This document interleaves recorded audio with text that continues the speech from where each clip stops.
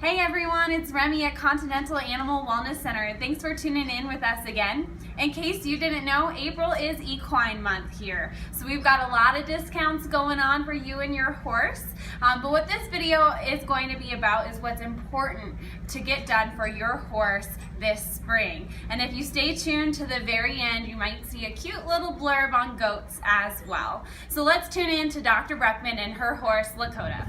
Hey everybody, it's Dr. Bruckman. Just wanted to talk to you guys a little bit about our horse friends today. As we approach the spring time of the year, it's very important to do a couple maintenance things for our horses to keep them healthy. The first thing I want to talk to you guys about is vaccines. Every spring our horses should be vaccinated. We vaccinate our horses in the spring because most of the things that we're trying to vaccinate and protect our horses from are actually transmitted through vectors, meaning mosquitoes, flies, other insects. We want to get our horses' immune systems primed and ready for those diseases before those insects start coming out from the winter. So spring is the perfect time to do that. The first vaccine that I'm going to talk about is our four-way vaccine. We've got Eastern and Western encephalitis, we've got tetanus and influenza in that vaccine. It's very important for your horse to get that vaccine every year in the springtime. Tetanus is a very important vaccine for us to keep our horses up to date on. Clostridium tetani is a bacteria that can cause paralysis and tightening of the muscles. We can see that very commonly in our horses and in our ruminants, especially after they have an injury and they have a break in the skin. That's how that bacteria gets into their body system. It's very important for us to do yearly vaccines on our horses for tetanus. If your horse happens to get cut and it's been more than 6 months since they've had that tetanus vaccine, it's important for us to booster that at that point as well. The second vaccine we use is West Nile virus. That's transmitted through mosquitoes. Again, every spring your horse should be getting a West Nile booster. The last vaccine is rabies. The rabies vaccine in horses is not government regulated like our dog vaccine is. So you will not expect to get a rabies tag to put on your horse's halter. Again, it's very important that we do keep our horses vaccinated for rabies, however, because we do have a lot of wildlife in the area of Flagstaff that our horses are exposed to that potentially could transmit rabies to our horses. And then the thing we worry about with humans is that if our horses come down with rabies, a lot of us are handling their mouths, handling their saliva. Rabies in horses can look just like colic.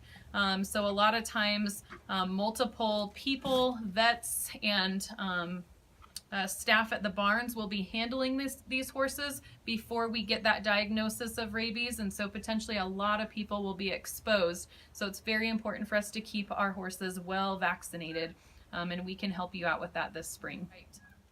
The next thing I want to talk to you about in the spring with your horses is checking fecal samples on them. It's very important for us to keep our horses parasite free.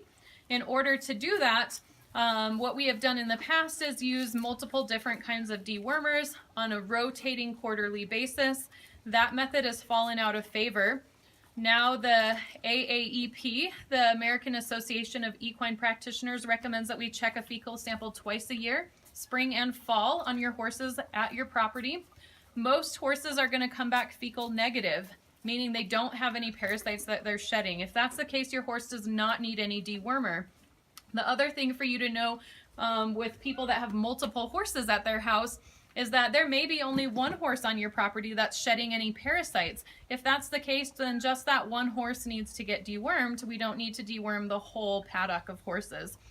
So that's something that we can do for you guys in the spring, and also in the fall, is check stool samples on each of your horses. It's important for us every spring as we're out vaccinating your horses to check their mouth and make sure their teeth are being worn evenly and there's no sharp, painful areas in your horse's mouth. A float is us doing dental work on your horse's teeth.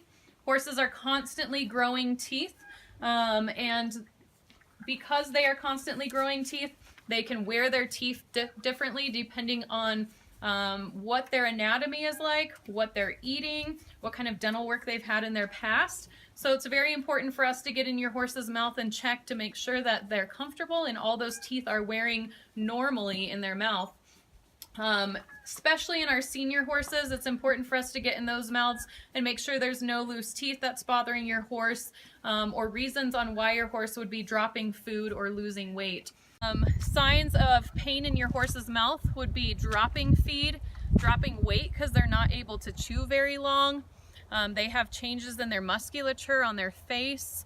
They're throwing their head when you put the bit in the mouth to ride. So any of those signs, we definitely need to be checking your horse's mouth. So all of those things are things I recommend every spring for your horse to keep them in tip-top shape. So at the clinic, we've got a package put together for you guys starting in April. The whole month of April we consider equine month. We've got a float, a fecal, and all of your horse's vaccines, and together that package will be at a 15% off discount. Please let us know if you guys have any questions, and we would be happy to answer those questions for you.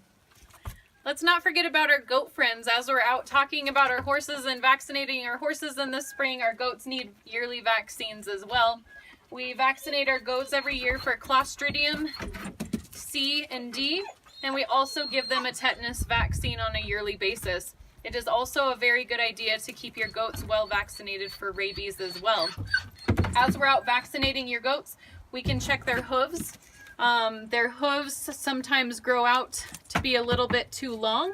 It's very important for us to keep our goats' hooves trimmed down so they wear them evenly, they move around easily, and they don't have as much arthritis in older age as they move around more normally in their younger years. If you have an old arthritic goat, it's very important for us to be keeping their hooves trimmed in order for them to move more comfortably. Most of the time they will not wear their feet evenly once they have arthritis because it hurts. So it's important for us to keep them well trimmed. Hello, thank you.